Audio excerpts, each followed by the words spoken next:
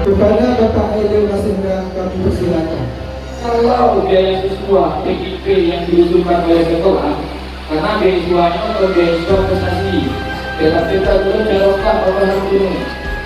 Ini bukan untuk biaya siswa prestasi, tapi biaya siswa ini diperuntukkan untuk masyarakat miskin dan rentan miskin.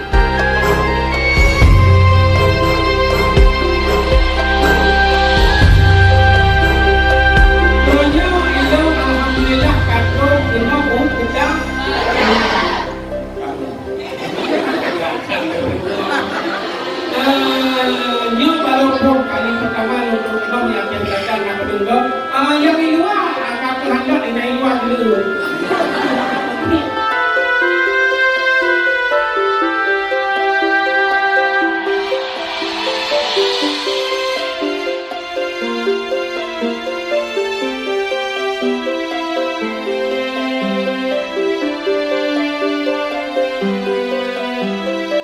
Kami siswa dan siswi SMP Negeri 1 Pasir Raja mengucapkan terima kasih kepada Bapak Teguh Rifki Hasyah atas usulan beasiswa PIP. Selama ini kami sangat bermanfaat dan semoga Bapak dan keluarga sehat dan bahagia.